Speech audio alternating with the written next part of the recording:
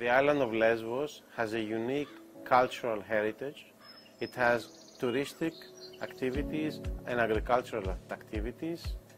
It has the unique petrified forest in Sigri that is close to Antissa demonstration site. The island of Lesbos faces significant challenges in terms of water resources. During the summer period, the increase in population from tourists, but also the increased demand from agriculture poses significant issues in terms of meeting the water demand.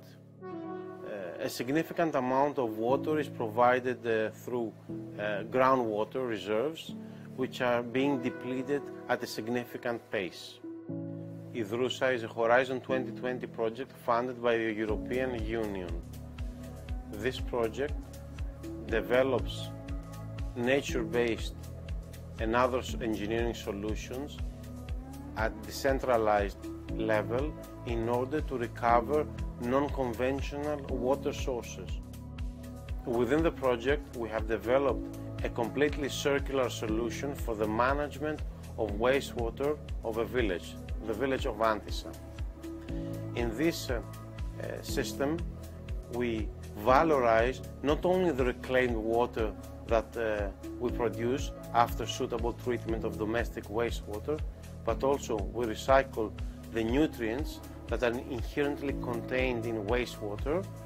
We recover energy, and we use the sewage sludge that is produced as an additive to the farm.